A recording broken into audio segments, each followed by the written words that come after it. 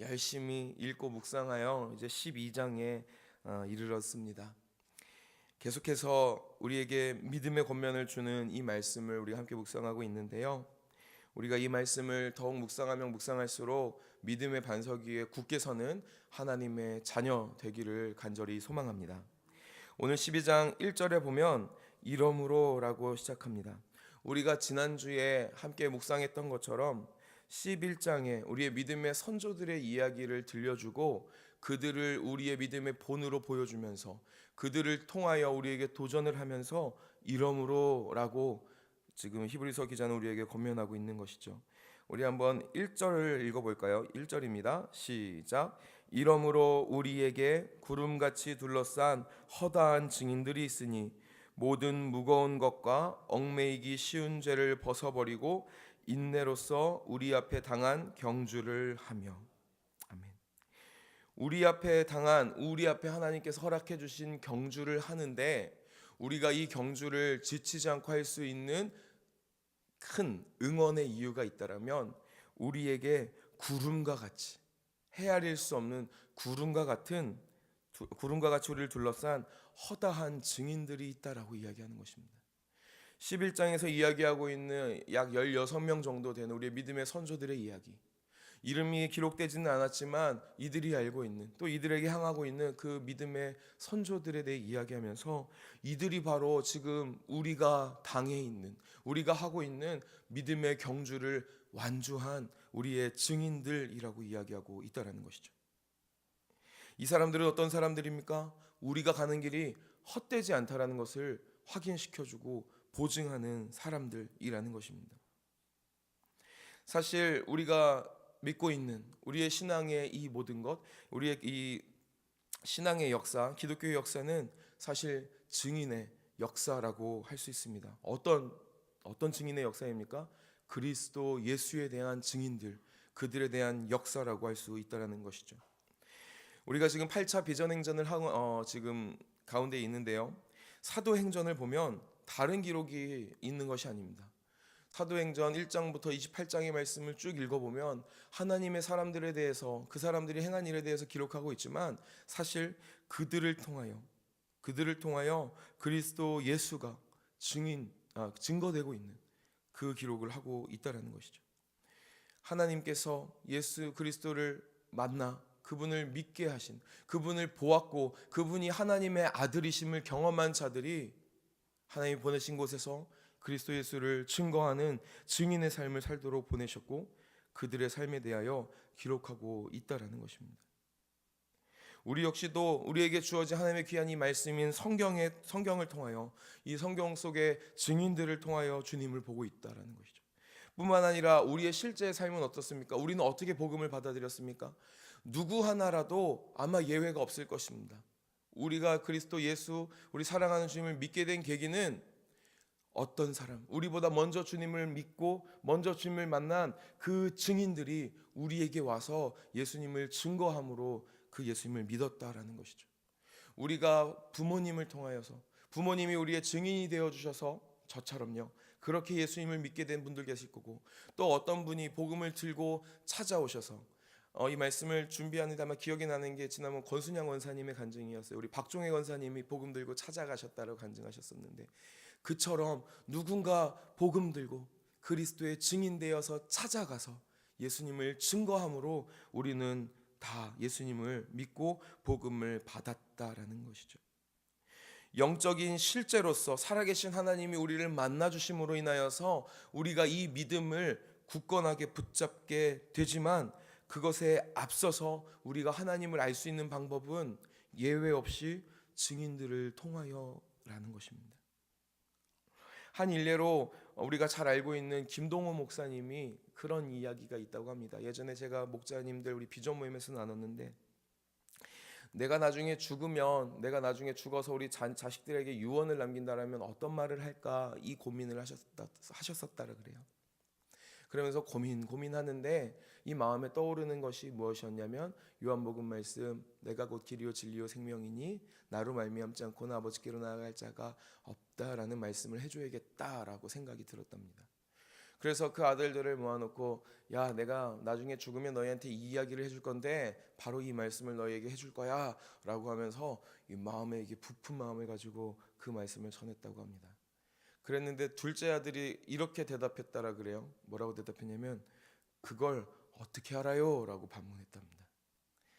예수님께서 이르시되 내가 곧 길이요 진리요 생명이니 나로 말미암지 않고는 아버지께로 나올 자가 없다라는 이 말씀을 전했는데 아버지 그 말씀을 어떻게 알아요? 라고 반문했다고 하죠. 그때 오히려 김동호 목사님의 대답이 무엇이었냐면 내가 해봤어 라는 말이었답니다. 내가 일평생 이 말씀을 붙잡고 살아봤어 라고 대답을 했답니다. 이 아들이 뭐라고 대답했을까요? 아무 대답 못했답니다. 왜냐하면 평생 아버지의 삶을 봤거든요. 아버지가 평생 이 말씀대로 살아내신 것을 봤거든요. 이 목사님이 이 아들에게 증인되어 주셨던 것처럼 우리 역시도 많은 증인들을 통하여서 그 믿음의 길을 계속하고 있다라는 것이죠. 히브리서 기자는 우리에게 말하는 것이 무엇입니까? 이와 같이 허다한 우리가 감히 셀 수 없는 증인들이 있다라고 이야기하면서 이 증인들처럼 우리 역시도 믿음의 경주를 가야 한다. 언제까지요? 끝까지 가야 한다. 완주해야 한다라고 이야기하고 있다라는 것이죠. 우리가 믿음의 경주를 완주하기 위하여서 필요한 것이 있다라고 이야기하는데요. 우리가 방금 읽은 1절의 말씀처럼 첫 번째, 모든 무거운 것을 벗으라고 이야기합니다.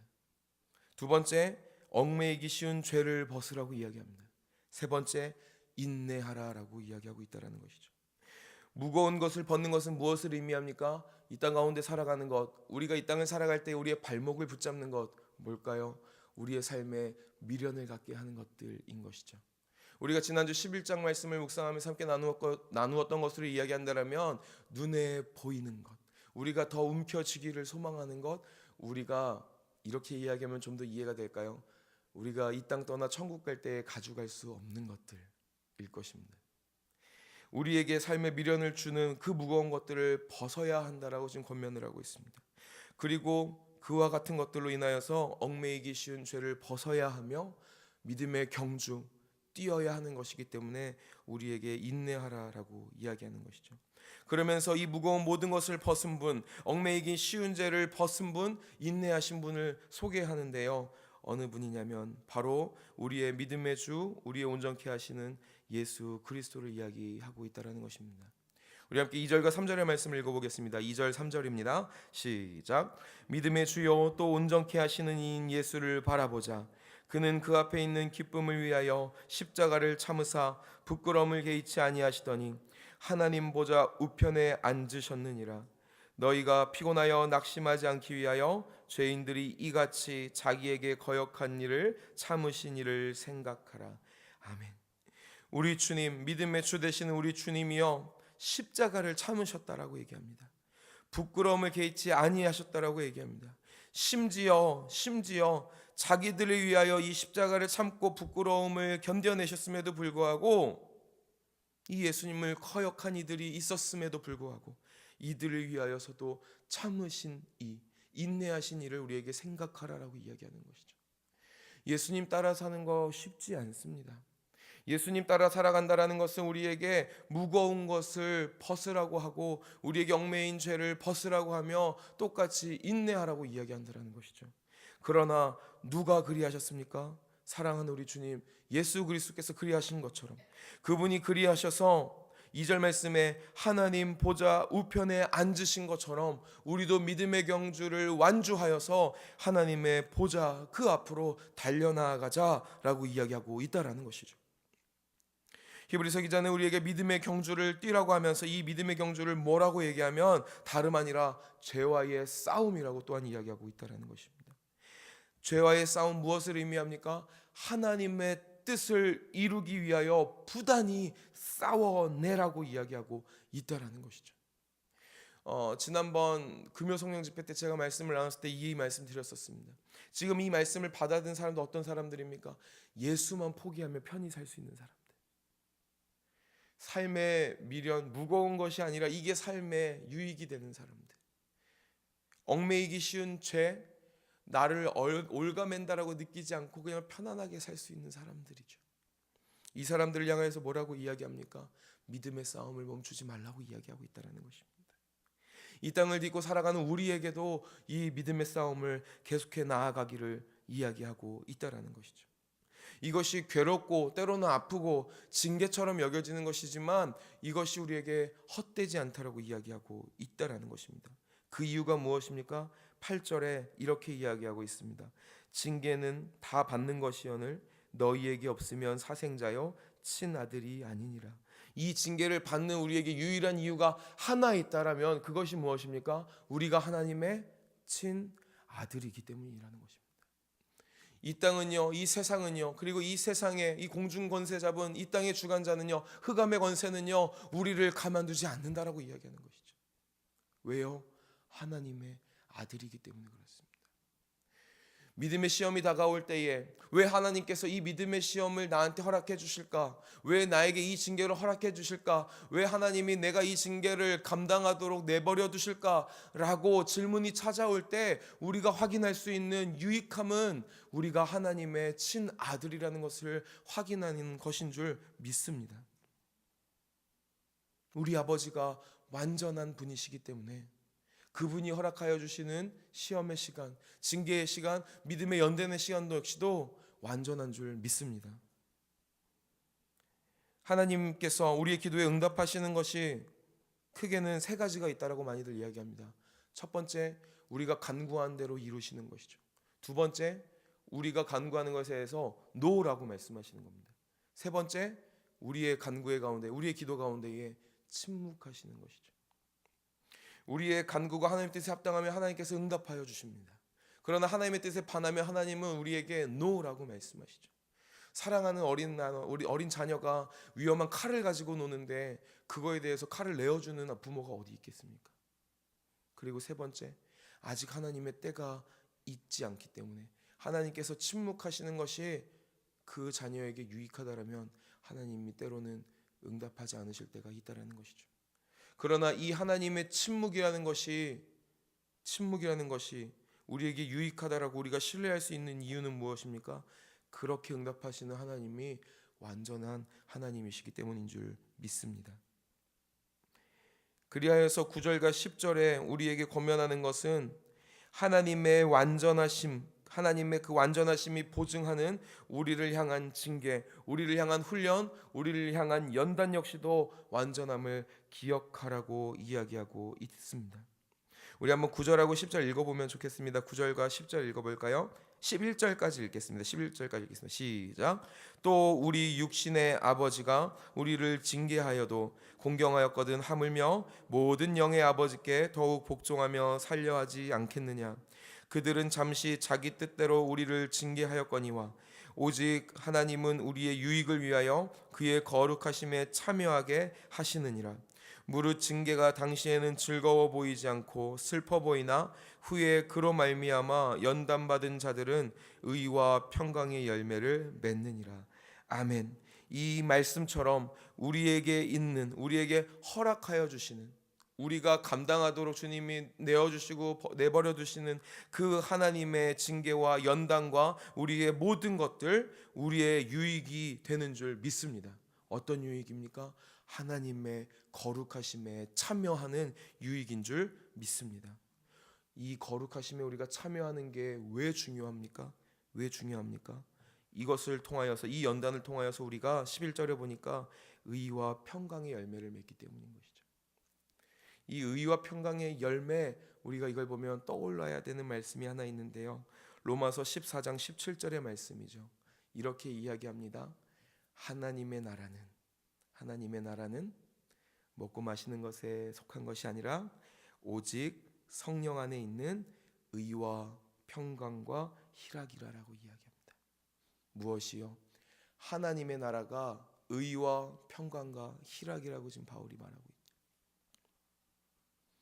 의와 평강과 희락이 하나님의 나라라면 이 의와 평강의 열매를 맺는 자들이 하나님의 나라에 들어가게 되는 줄 믿습니다.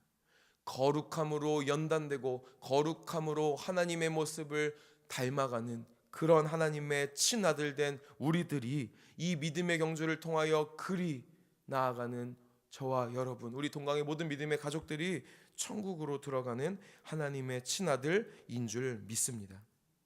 그래서 히브리서 기자는 마지막에 우리에게 이렇게 권면하죠. 12절 13절입니다. 우리 함께 읽겠습니다. 시작. 그러므로 피곤한 손과 연약한 무릎을 일으켜 세우고 너희 발을 위하여 곧은 길을 만들어 저는 다리로 하여금 어그러지지 않고 고침을 받게 하라. 피곤한 손과 연약한 무릎을 일으키라고 이야기합니다. 우리의 발을 위하여서 곧은 길을 만들어 저는 다리로 하여금 어그러지지 않도록 고침을 받으라고 얘기합니다. 피곤한 손, 연약한 무릎, 어그러진 다리. 무엇을 위해 필요한 겁니까? 뛰어가기 위해 필요한 겁니다. 경주하기 위해 필요한 거죠.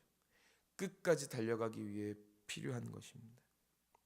그 모든 것에 고침을 받게 하라고 지금 히브리서 기자는 우리에게 권면하고 있습니다.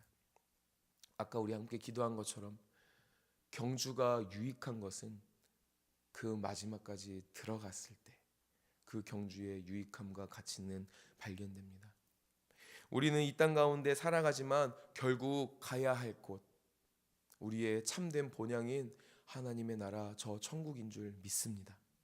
그리고 우리가 믿음으로 이 땅을 살아갈 때에 우리의 인생 가운데, 이 땅 가운데에서도 하나님의 나라를 경험하게 될 줄 믿습니다. 언제요?